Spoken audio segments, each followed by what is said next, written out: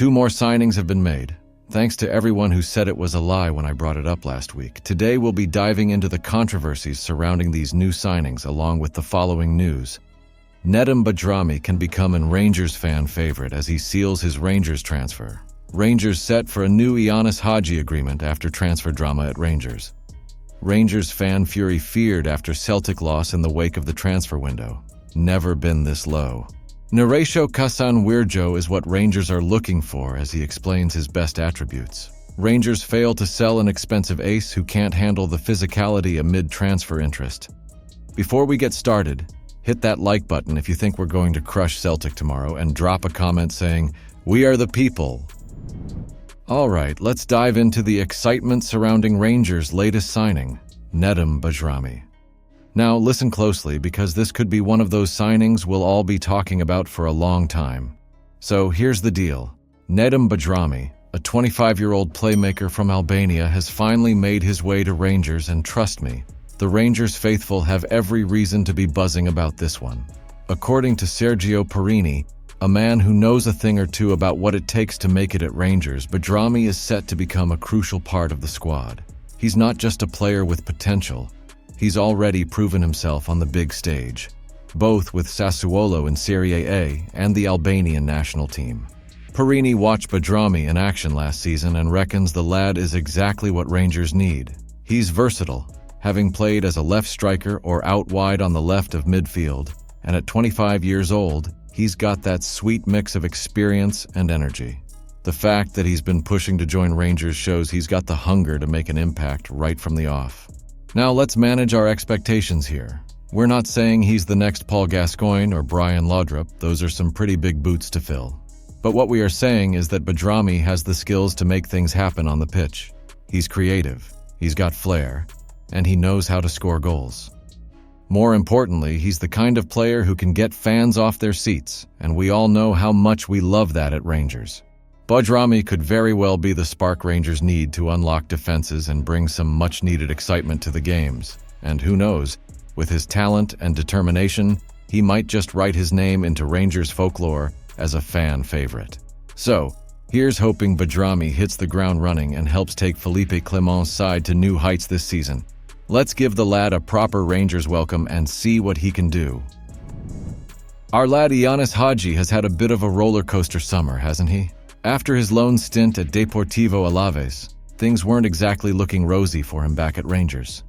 There were whispers, no, more like shouts, about him being surplus to requirements under Philippe Clement, and we even heard that his contract might be torn up. Imagine that. But hold your horses because it seems like there's been a twist in the tale. Hagi's been training with the B team, which isn't exactly the dream scenario for any player, especially someone with his talent. But here's the thing. Hagi's made it clear he wants to stick around. He's turned down moves back to Romania, and now it looks like he's ready to sit down with the Rangers board and work something out. The Heart and Hand podcast's David Edgar seems pretty confident that they'll come to an agreement, likely involving reduced terms. Why? Well, it turns out there's a clause in Hagi's contract that could see his weekly wages jump by £6,000 if he hits a certain number of games. Given the situation, both sides might be keen to tweak those terms a bit. Now, if they can iron out this new deal, it'll allow everyone to move on from this summer's transfer drama. For Hagi, it's a chance to get back into the first team, show what he can do, and hopefully, win back the fans who might be feeling a bit unsure about him after all this. Let's not forget, despite a less than stellar loan spell in La Liga, where he managed just 8 starts and 2 assists, Hagi's had some brilliant moments in a Rangers shirt. If he can tap into that form again, he could be a valuable asset for the 2024-25 campaign. Here's the scoop on our latest signing, Kasanwirjo, who's just arrived at Rangers, joining the growing Dutch contingent under Philippe Clement. This lad's been brought in to add some much-needed flexibility and flair to our backline, and by the sounds of it, he's just what we've been missing. Kasanwirjo is no one-trick pony. He's comfortable at center half, can slot in at full back, and even step up as a defensive midfielder. Now, that's the kind of versatility we've been crying out for. He's got pace, he's got strength, and according to the man himself, he's ready to boss those one-on-one duels. I'm a defender who likes to play with the ball, but obviously I can play in my duels, and I'm both fast and strong, Kasanwirjo said.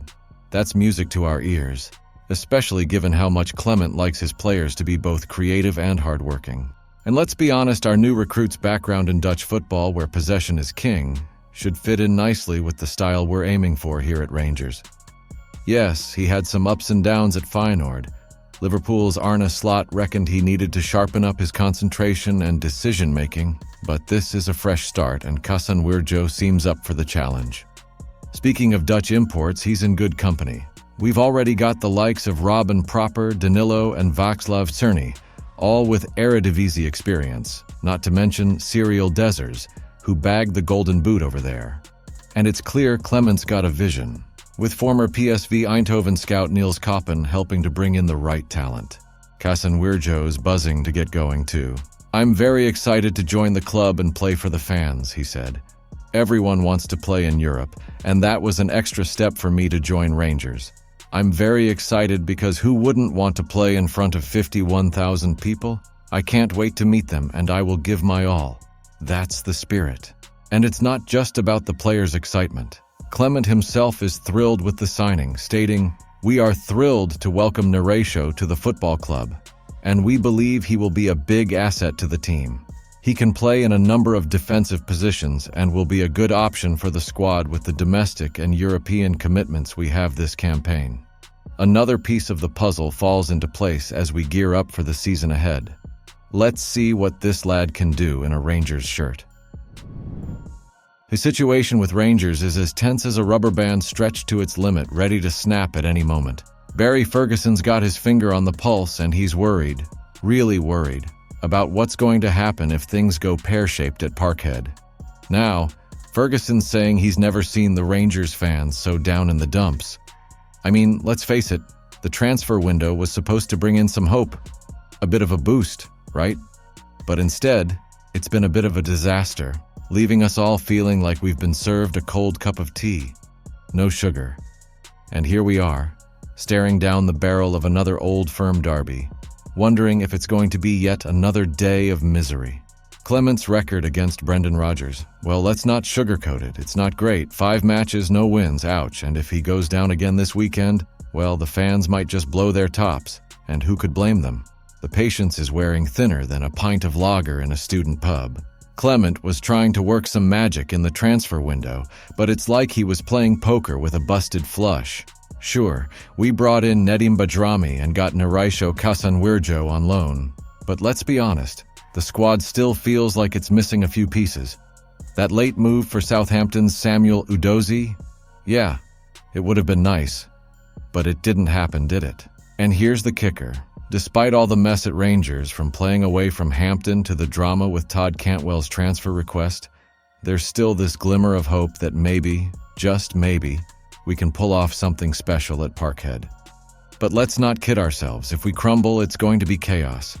The pressure on Clement will be through the roof, and the board might find themselves in the firing line too. But hey, this is football, and on any given Sunday, anything can happen.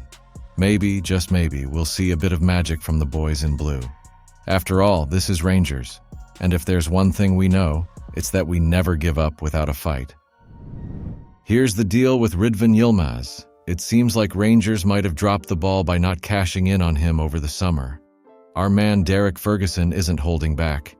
He reckons the club missed a trick by not offloading Yilmaz when there was some solid interest from the likes of Galatasaray and even a possible return to Besiktas under Giovanni van Bronckhorst.